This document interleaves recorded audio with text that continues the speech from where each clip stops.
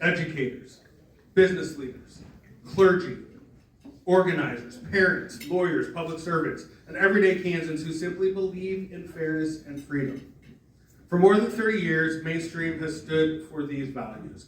And along the way, we've worked in tandem with partner organizations because we know that broad-based coalitions win.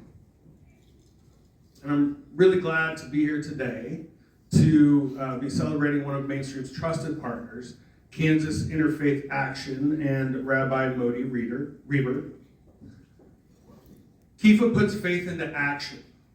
And they do it with heart, with values, and with a clear moral compass. Whether it's a chaotic hearing at the State House, a conversation in a community room, they bring a steady voice reminding Kansans that justice, compassion, and democracy belong to all of us. And well, Modi, he's the engine behind it.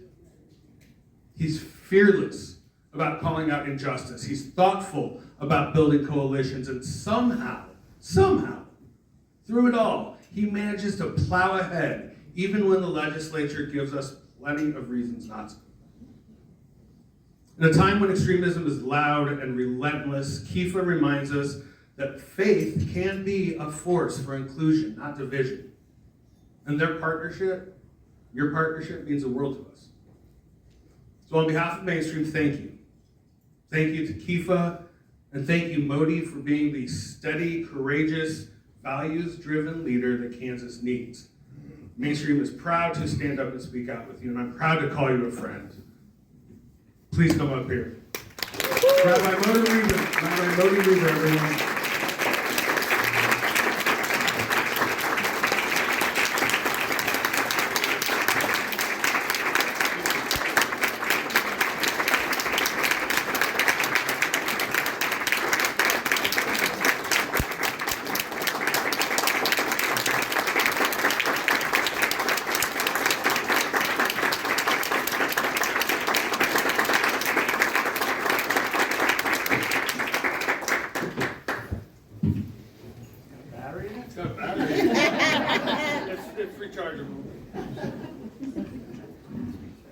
So I learned today that David Smith no longer has a board obligation.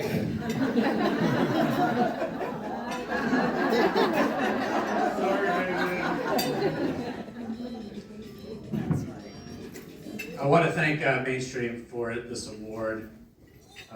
One doesn't do this work for awards, but the validation and appreciation from long-term partners is very gratifying, and I see so many familiar faces and friends in this room. I'm very grateful. Often people will ask how I continue to do this work in such troubling times, but I feel very blessed and fortunate. I've had a pretty bumpy career in the rabbinate, and for the last 10 or 15 years, I've been able to find something, build something that I seem to be good at and that people seem to want to support. It's given me purpose, it's given me community. One of the Eightfold Path, one of the tenets of the Eightfold Path of the Buddha is right livelihood, and I believe that I've managed to accomplish that. And that's not something I can put a price on. Given that the theme of this weekend is white Christian nationalism, I don't need to tell you that we're facing a contest between two different and competing worldviews. Christian fascist worldview of white people on top, men on top, Christians on top, and everyone else here on their sufferance or not. Or the vision of a multiracial, multicultural, multi-ethnic America where diversity is valued and human needs are met, and everyone is equal in the eyes of the law in addition to the eyes of God. Faith-based social justice is a righteous tradition and time-honored in this country. From William Lloyd Garrison in the abolition movement in the antebellum period, to Dr. King, of course, to Rabbi Heschel, to Dorothy Day, to Reverend David Black, shot in the face with a pepper ball outside the ICE facility in Chicago. Yet we need to come together to resist the fascist onslaught as we need to come together to meet the fascist onslaught, we're split and weakened in a number of different and important ways, both in terms of our capacity and in our, I'm speaking here of the faith community, and in our willingness to be in communion with each other.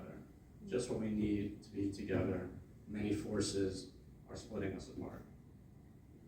To me, the morality of the situation is pretty clear. I sometimes get accused of a simplistic morality, but I don't know what's so complicated about caring for the widow and the orphan and the immigrant, about loving your neighbor, about treating the least of these as you would treat God. It's a simple message that everyone knows, whether you're religious or not, and the fact that it has to be twisted beyond all recognition by Christian nationalism should tell you all you need to know. If you're saying empathy is a sin, then you're on the wrong train. We must always make the moral argument, because if we don't, then nobody will. So I think in 24, I guess it was, there was a rare hearing on Medicaid expansion.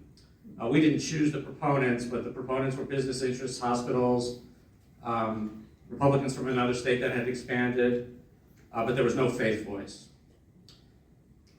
Obviously there are a lot of good business reasons to expand, but ultimately the real reason is because we care about our neighbors. And if we don't say that, then no one will. You can't just stipulate the moral argument, because many people don't buy our morality. The situation we're facing now is not going to be fixed by one midterm or one presidential election. Once fascism has its grip on power, it's very hard to pry it off.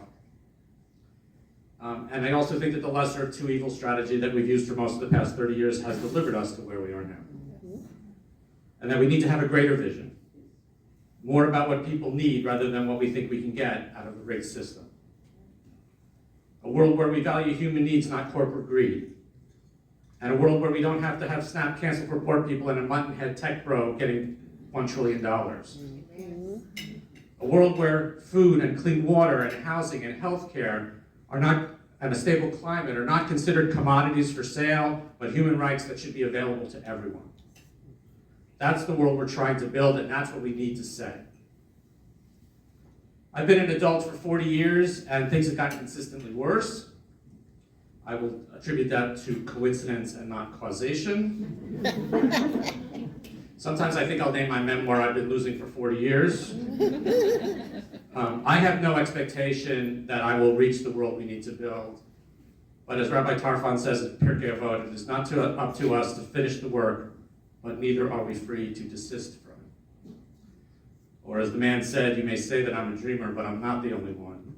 I hope someday you'll join us and the world will live as one. Thank you.